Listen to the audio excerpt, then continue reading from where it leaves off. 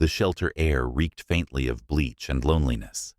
Concrete floors stretched in dull gray, the kind that echoed every whimper and bark, like sorrow bouncing off steel walls. Dr. Thomas Mitchell knelt beside Kennel 17, his knees aching, not just from age, but from the weight of what he saw. Inside lay a German shepherd, a ghost of nobility ribs, pronounced eyes, hollow fur, matted with dirt and dried blood. Yet it was the sound that lingered most, a low, keening howl that hadn't stopped in 6 days. Not barking, not whining, a cry, a plea. Thomas removed his glasses, rubbing the bridge of his nose. He was supposed to be retired. 60, silver-haired, once a battlefield medic in Desert Storm, now just a part-time vet in a fading Boston suburb. But this dog, this wasn't routine. There was something else in its gaze, something watching, measuring. The moment a DEA officer walked past, Shadow's ears twitched. Then came the pawing, 3 deliberate strikes on the concrete, again and again. It wasn't random. It was memory. Behind him, the soft rhythm of boots approached. Emily Winters, 32, composed quiet, the shelter's anchor. Former Army MP, haunted in her own ways. She stood with arms folded, eyes locked on the shepherd. "He does that every time someone in uniform walks by," she said softly. And yesterday, when someone mentioned deployment, he stood at attention. Thomas nodded slowly. This dog isn't just broken. He's trained and scared. Scared of what she asked, voice tight. Not what he murmured. Who? Emily's eyes narrowed. Beyond the scars, beyond the wounds, there was precision in Shadow's posture, a stillness, trained, not born. His tail never wagged, but he watched, always watched. And somehow it felt like the dog was waiting for something, or someone. The fluorescent lights above hummed, like anxious bees, casting cold halos over rows of kennels. Thomas rose joints, protesting, and followed Emily down the corridor, past cages of hopeful eyes and trembling paws. But Shadow's presence lingered in his thoughts like a pressure behind the eyes, unresolved, insistent. In the office, Robert Blackwood was already flipping through donation forms with mechanical efficiency. Khakis, creased polo too crisp. He was all budget and no instinct. 48 hours, Thomas, he said, not looking up. That's all the board will allow. He's not eating. He's disruptive. We can't save them all. Thomas held back the frustration that clawed at his throat. There's something about this dog. His eyes aren't wild. They're intelligent, calculating. Robert's sigh was automatic, rehearsed. Different doesn't mean adoptable. Before Thomas could respond, Emily burst through the doorway. Jason, new guy, he went into Shadow's kennel. Unauthorized. Nearly got bitten. Thomas's face hardened. Is he hurt? No, but shook up. Shadow's agitated now. And Jason? She hesitated. He was holding something. Cloth, maybe, with a symbol. When Shadow saw it, he reacted. Within minutes, Thomas stood again outside the kennel. Shadow was still pressed to the back wall, but something had changed his gaze, locked on Thomas with fierce awareness. Emily handed over her phone. DEA badge. Show it. The moment the image appeared, Shadow stirred. His ears pricked forward. His body drew upright. His eyes, they weren't dead anymore. Thomas knelt slowly, hand extended. Shadow approached cautiously and pressed his scarred nose to the old vet's palm. Then he pawed at the ground, 3 rapid taps. Pause. 3 more. And again. Thomas froze. Is that? Emily's voice caught. Morse, he whispered. He's saying SOS. The air between them thickened. 6 days of weeping weren't signs of madness. They were cries for rescue. 6 months ago, Shadow had been something else entirely. He moved like silence. personified, sleek and powerful, his nose skimming the warehouse floor of the Philadelphia docks. Agent Michael Mitchell followed closely, his hand resting lightly on the German Shepherd's back. Their rhythm was flawless. 5 years of partnership honed by raids drills and too many close calls to count. They were the Eastern Tactical Unit's finest. And tonight, they were closing in on a cartel shipment. Shadow halted, ears stiff. He gave his passive alert a stillness, a stare, the quiet code of a trained detection dog. Michael keyed his radio. Shadow's got a hit. Container 47B. He never saw the ambush coming.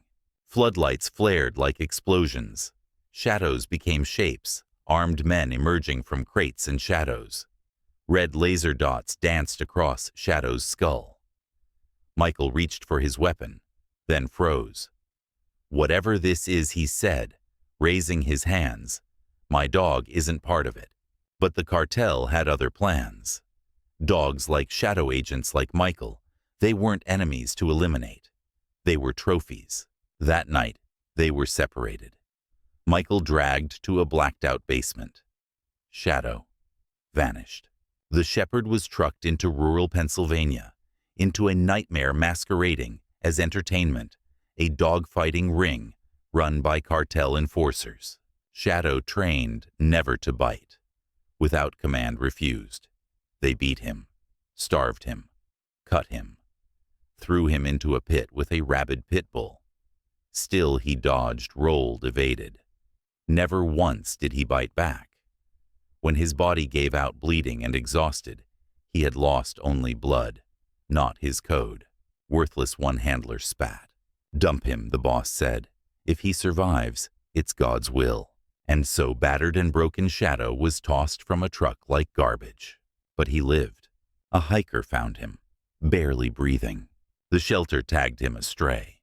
No one knew his name. Shadow's journey to the shelter was quiet, but every scar screamed a story. Animal control had found no microchip, no collar, nothing to mark who or what he had been.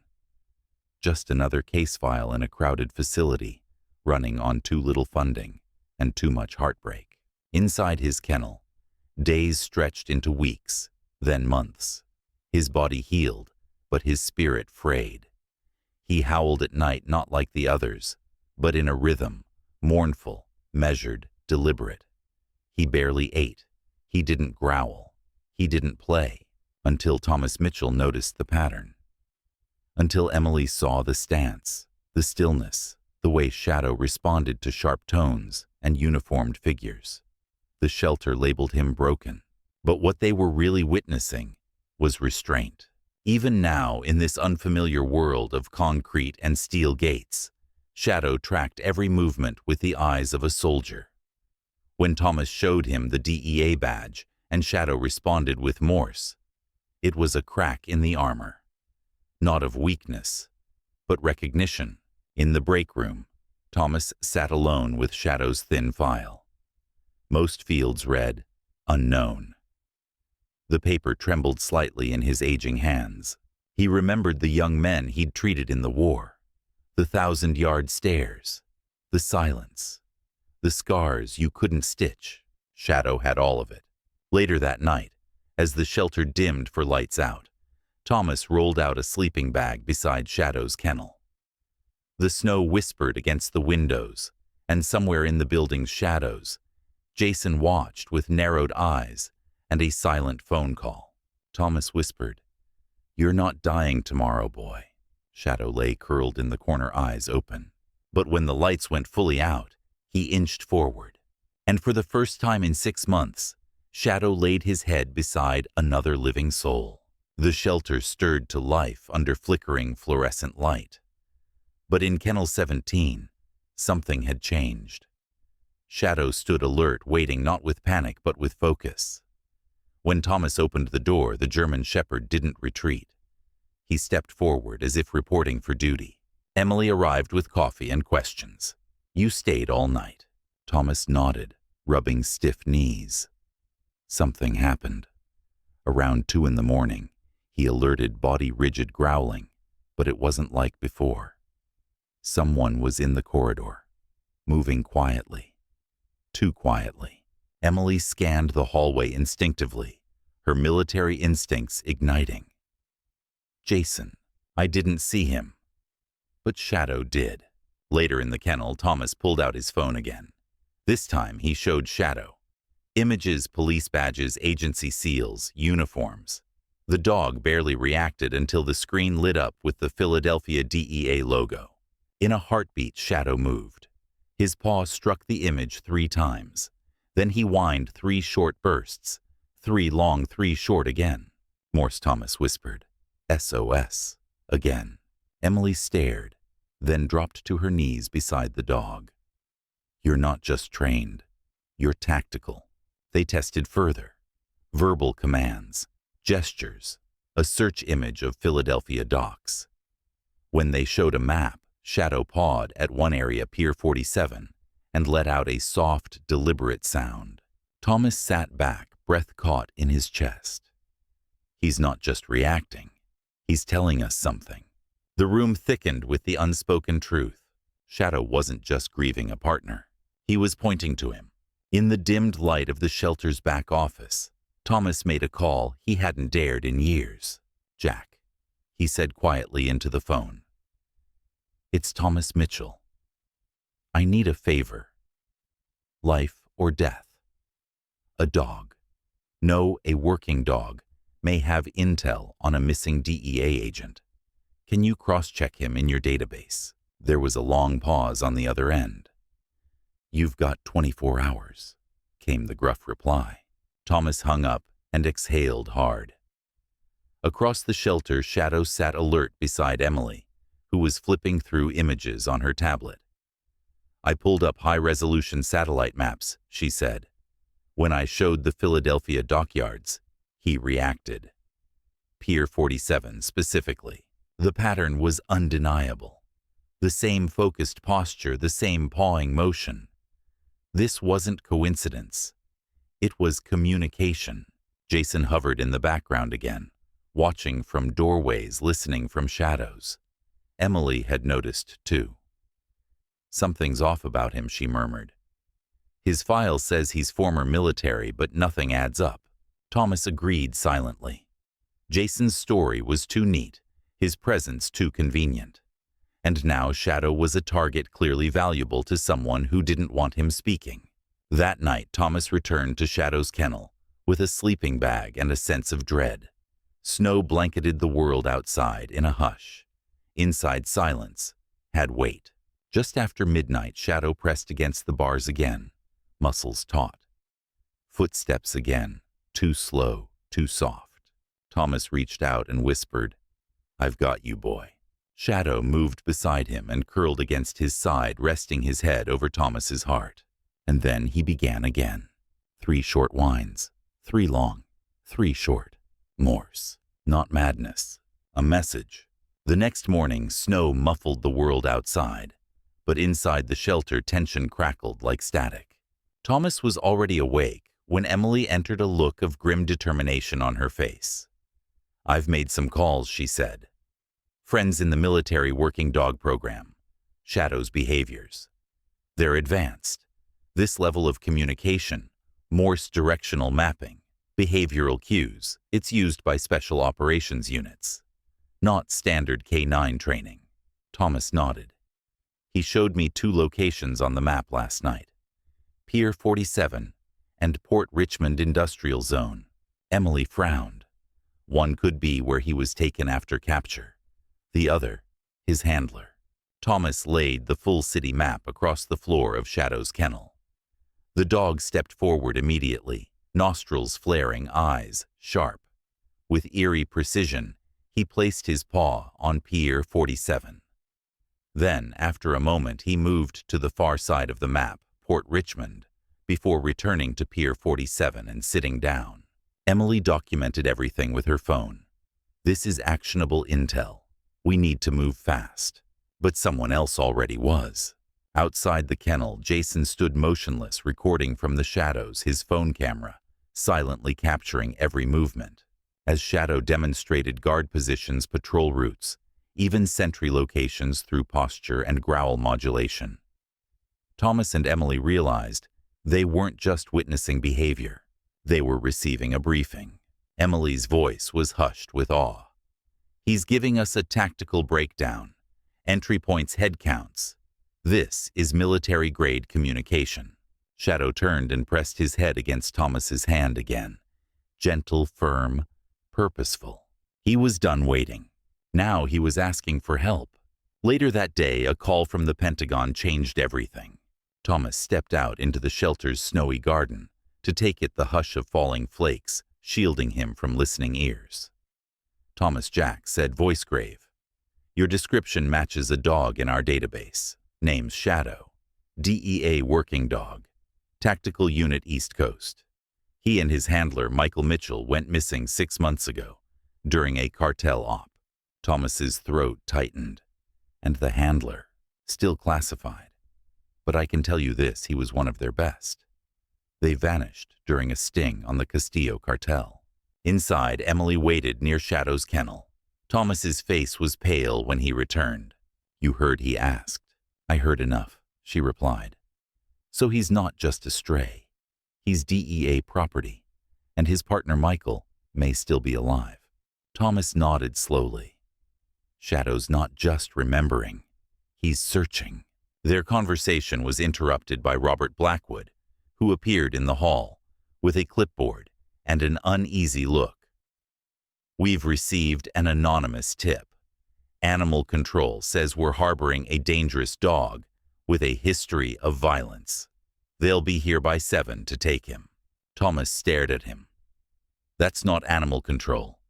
That's a cover." Robert hesitated. "Do you have proof?" "I'm meeting a DEA agent tonight. I just need time." After a long silence, Robert nodded. "Then you have until tonight." "But Thomas, this is bigger than us." Minutes later, Thomas returned to Shadow and whispered, "We're running out of time." Emily appeared behind him, her jaw tight. "We move him tonight. My truck's ready.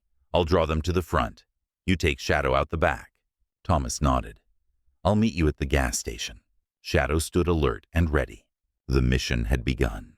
Snow fell heavier now, blanketing the streets in a deceptive calm. At the rear of the shelter, Thomas clipped a leash to Shadow's collar.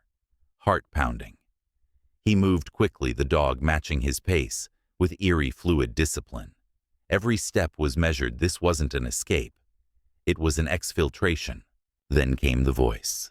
"Going somewhere, Doc." Jason stood in the shadows of the loading dock, blocking the exit. A cruel smile played on his lips, and something metallic gleamed in his hand. Thomas stiffened. "Step aside. This dog is DEA property."